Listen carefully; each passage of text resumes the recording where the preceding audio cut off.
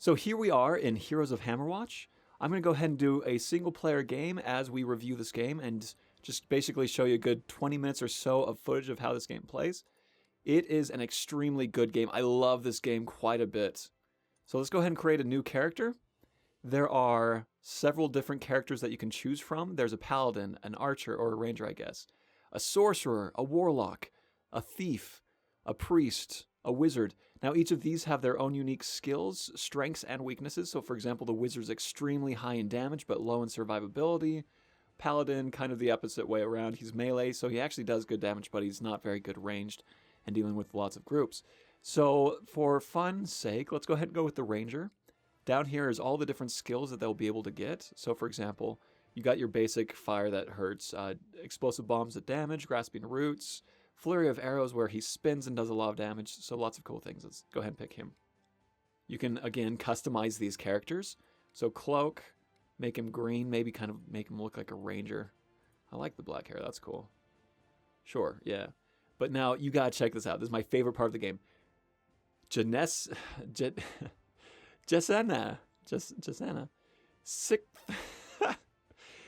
Sikathamarag.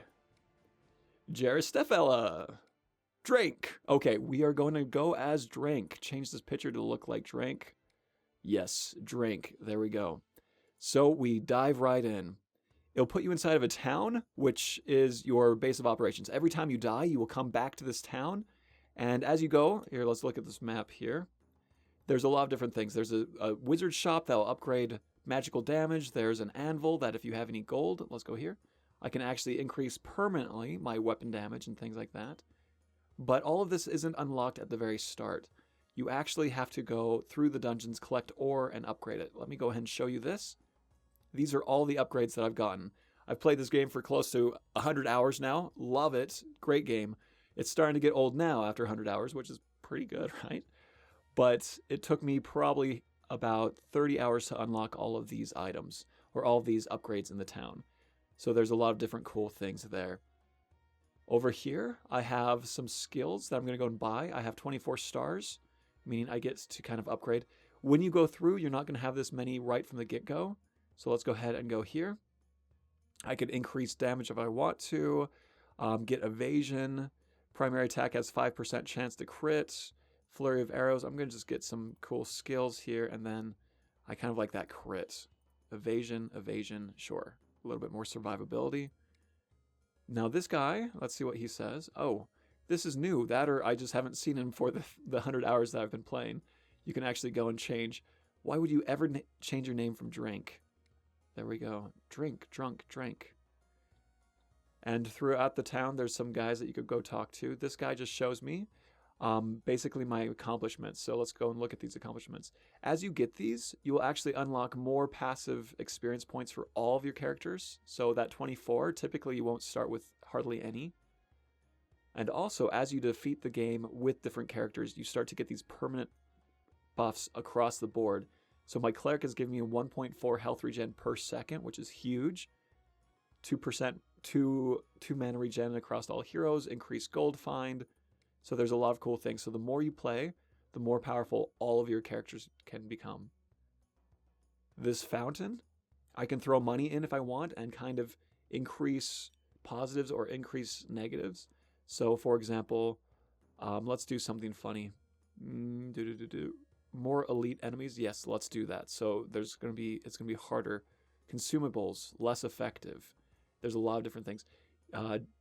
Sealed instant death. Yes, why would you ever want to do instant death? Unlimited springs. Wells have unlimited use.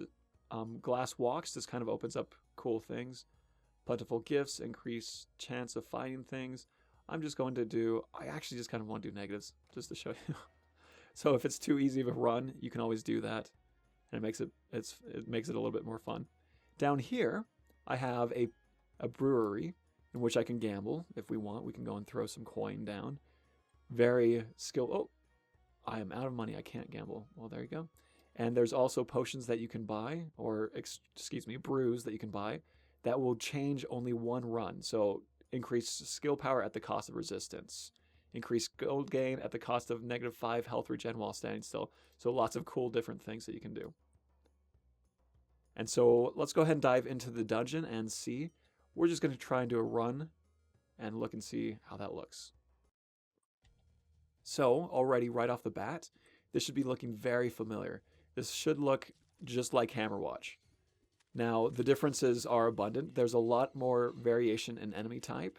As you start to beat the game, you'll unlock New Game Plus modes, which actually further increase the behaviors of the enemies. Enemies that might just walk straight at you will have new attacks and things like that. They'll deal more damage. Some things, when they die, they'll actually explode in a cacophony of poison and fireballs and things of that nature. So it's really cool. Let's just throw some bombs around that. There's traps as you go throughout the dungeon. So here we have our first trap. Not too hard. I shouldn't speak. And then you start to get some items. +5 skill power, +1 magical damage on primary attack. Pretty cool. So skill power is like the special abilities like my bombs and things of that nature. Some characters, physical attacks are going to be more beneficial. Other characters will do more magic damage. So right here is another kind of a puzzle. Ouch. Puzzle/skill trap. +5 armor is always good. And then I can hit this to disable the trap on the way back. As you get further and further in the dungeon, you will start to face more and more deadly traps. Here we go. Kill these things here. Here's a monolith. Did my voice just crack? Here's a monolith. Here is a monolith, and they will give you temporary benefits as well that are extremely powerful. The monolith imbues you with endless potential. So this little blue thing means I have unlimited mana use. I can just kind of spam bombs to no end, which is kind of cool. There you just saw I picked up some ore. It's starting to become a little hectic. It does become very bullet hellish, which I enjoy substantially. And so it becomes mobs of hundreds of monsters just chasing you down as you try and kill them. Now, I didn't explore this whole dungeon, and I could if I want to. Here's an exit. I think this is a good place just to keep going down to show you this. But this right here allows me to drop down gold, so 196 gold, 1 ore. I'll go ahead and do that.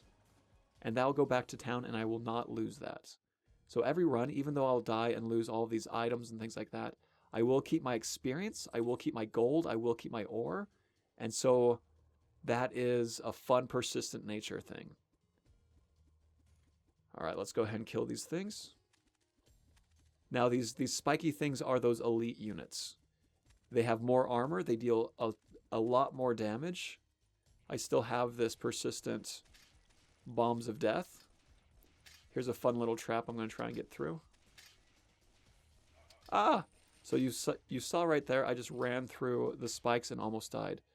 I have a potion I can use, so I'll just go ahead and use that. But I only have 1 charge. In order to get the potion back up, I have to go and find a well, and then it will unlock this. Now this is kind of an interesting thing. +1 gold gain per item in your inventory. That is a new item as of about a month and a half ago. Having played this for, I don't know, maybe 3 months I've had it now.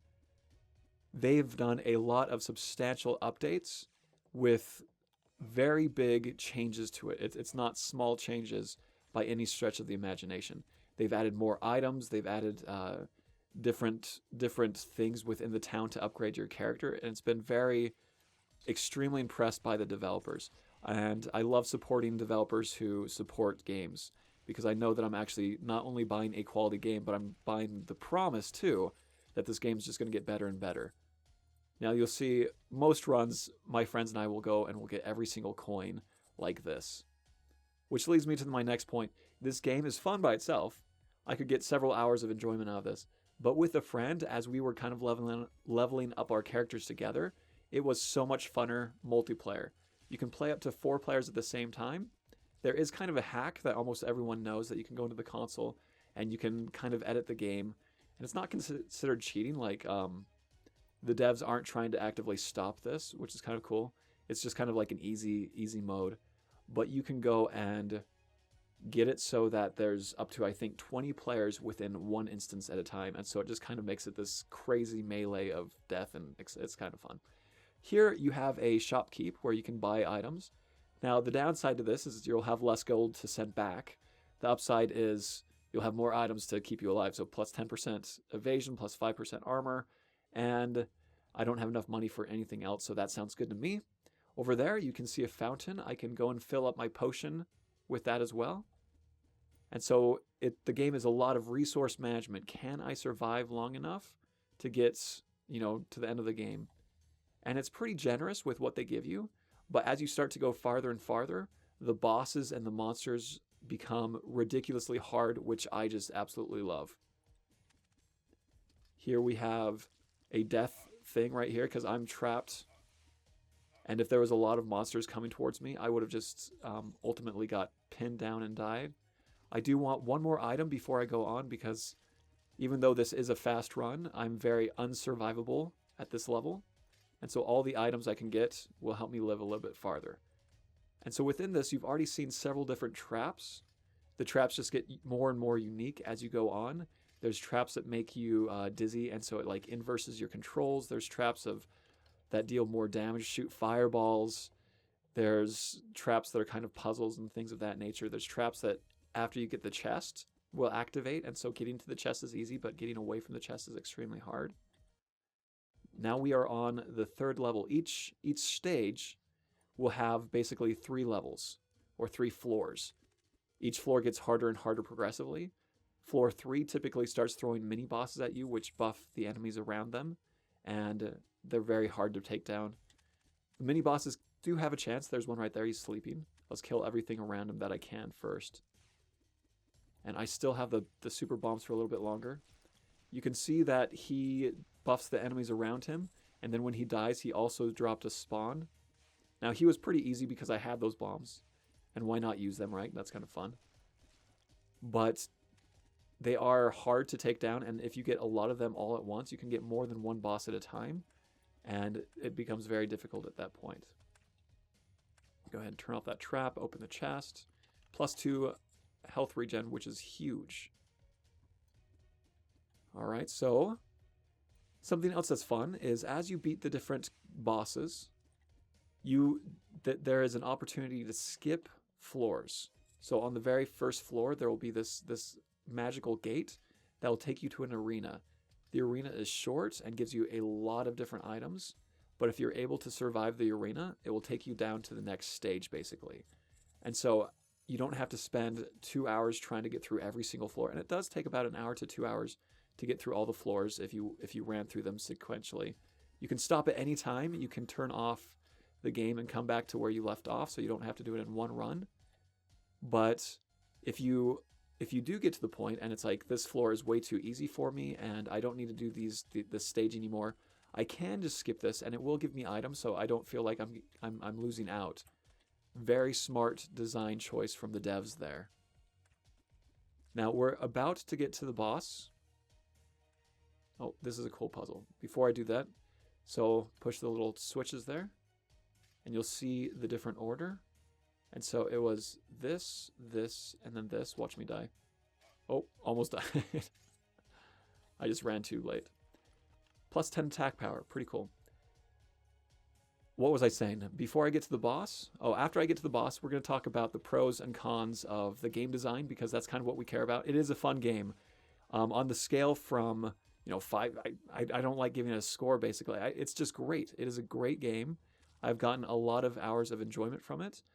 The devs did give me 2 keys, which was very gracious of them. And I played with my friend who, very different taste in games than me. And he just absolutely loved it. The leveling mechanic was his I'm trying to think of an analogy. I'm not very good at that. His cup of tea. Yeah, I guess that's what I was looking for.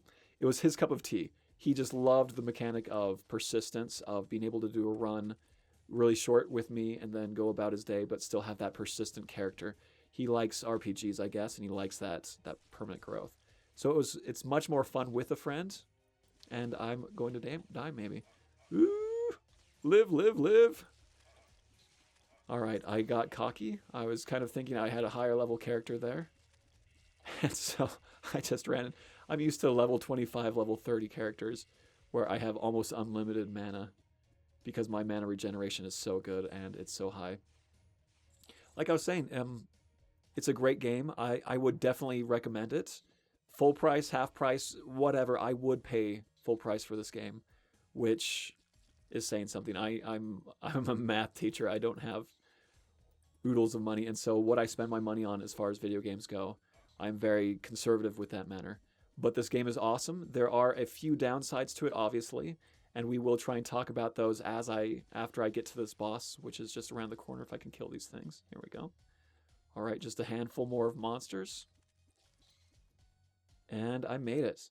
Before every boss, there is a ore drop-off, so you don't lose all your ore if you die on the boss. And here we go. So you can see this is going to look the same every single time. The boss is the same. As you go to New Game Plus, he'll start to do different attacks. So for example, this is just the normal game, and he's shooting out these spikes. In New Game Plus, you'd shoot out several spikes at the same time. He does this pound attack, which is really cool. Drops these things. It's kind of this area of denial. The more damage that he takes, the harder and harder his attacks become. And so there are patterns that you'll learn. And so even though you might not be super powerful, you can defeat bosses. So he has these bats that start to get summoned, so these spawns. And that's kind of cool. But it gets even better because then even harder bats start to come. He'll also start to destroy some of the blockage, like the barricades right here that I can use. Ooh. And you can see that hurt me quite a bit. Use some bombs around him. And I'm not really fighting him super efficiently. You do get to the point that you just go and you learn the fastest way to take these things down, because the faster I take him down, the less chance he has to make these hard spawns. But for, review's sake, I did want to show you all of his different things. So I just killed him, and I got the title Apprentice. Now, I already have the title Apprentice, but basically that would give me more stats on my other characters. The Ranger gives more damage across the board. He also always drops some ore and good items. Reinforced gloves provide passive block of 10 damage with a cooldown of 10 seconds. That's actually really cool. And there we go. So that's the Heroes of Hammerwatch. I didn't show you all the different characters, and there are a ton, but that's more or less the gameplay. And you keep descending farther and farther down into the corridor, or the dungeons, as it were, until you fight the final boss. And so there are, let's think, there's 1, 2, 3, 4, 5 different tile sets. So 5 different stages, each with 3 different floors per stage. So there's 15 floors to descend through and 5 different bosses. The replayability is huge, and after a while it does get a little grindy. And so let's talk about that. The negatives, the positives of Heroes of Hammerwatch. Something that they do right that I have seen a lot of games just kind of fail at is it gets you straight into the action very fast. You die and you're straight back in town. Here, I can even show you. Well, I'll probably die naturally. You die and you go straight back into town and you're ready to go for the next run. It's very snappy, and I wish more games did this. I bought Heroes of Ditto because that game looked very fun to me. Again, I like roguelikes. I like hero progression, and it looked fun. But I bounced off of that game so fast, mostly because of that. You would die, and there's this long lull between, well, I'm dead, and now I want to do the run again, and I want to get back into the action again. And it was almost a good, 3 minutes before you're back in the action. And it didn't feel like I was getting powerful fast. It didn't feel like anything of that. Something else that this game does very well. There are no wasted runs. Every run gives you experience. Every run gives you gold that you can spend on upgrading your character. Every run gives you ore that you can also spend. And so there are no downfalls to going through a run.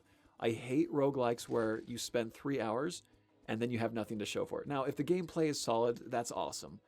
But I like these permanent unlocks that are coming at you fast and furiously. When I die and go back to town, I'll be able to unlock things almost immediately. And so that's good. Every run gives you something. Right there, I just leveled up. I've already leveled up, 3 times this run? And that's pretty common. At least leveling up once per run is a common thing, which then unlocks more skills, which unlocks more things. And so it's always fun that way. Multiplayer is good, solid core game design. It is balanced. The devs balance difficulty with power. So there's moments where you feel kind of like invincible, and then it's balanced with moments of tension and scared, and fear, where you don't know if you're going to be able to make it through this next room or not. Now let's talk about some of the downsides to Heroes of Hammerwatch. Again, great game. I strongly encourage, if this looks like a game that you would like, I would buy it, definitely. 3 thumbs up, 8 thumbs up, whatever. 3 thumbs up. You can't do 3 thumbs up. Who is this guy? The plus side, the downsides to it, excuse me. It is grindy. It is very grindy, and so in my opinion, I don't mind grind to a point. Final Fantasy games were my bread and butter as a kid. I just absolutely loved the grind of those. Now, as I get older and I get less time and I want to spend more time playing quality games, that kind of grind I don't appreciate as much. And so there is that aspect. This game, it really does kind of boil down to 2 parts. There's the progression of getting through different dungeons that you haven't gotten through and fighting through things. But it does get to a point that I see people just grinding through it, where on the multiplayer boards, they'll say, hey, we're trying to do this run. And it's like they're trying to skip all the fun and just make it a business model, which is unfortunate. We're gonna skip the levels. We're just gonna go for the last level and get as much gold on that last level as we possibly can, etc., etc., etc. And so the grind is probably the only downfall to this game. If it had a little bit more, and again, it might. The devs are constantly putting more and more things into it. If it had a little bit more variety, I think this game would be a near perfect game. Because you are doing the same things for a long time. You're fighting through hordes. The hordes change, your skills change, things of that. But after you've played it for so long, there is very little new variety. It's descend the dungeon, collect items, fight things, find secrets, rinse and repeat. And so that is the one downfall. You will get several hours of enjoyment out of this before the grind starts to kind of grind at you. But there is that. And so this is Heroes of Hammerwatch. Let's go ahead and die to show you kind of how this works. And so you can see that I'm already substantially more durable than I was when I started the run, because I've leveled up a lot. There we go. Gold found, gold sent to town. So I lost quite a bit of ore found, ore sent to town, so I lost quite a bit of that. I hit restart, and I'll go back to the main thing. I have more experience to spend, more gold to spend, so I could come over here and do this if I want to. So this is it for Drink. I believe, I love the names. I believe I'm going to go ahead and retire this game for now. If they do some more updates and change it, I will go through and maybe try and beat 1 or 2 more new game pluses. But Heroes of Hammerwatch is an excellent game. Thank you to the devs for providing me with the keys. Thank you for their dedication to this game. And if this looks interesting to you, it is something that you could learn from as far as game development. They do a lot of things right, and it is a fun game. So thanks for watching this. Have an awesome day. Later, guys. Bye.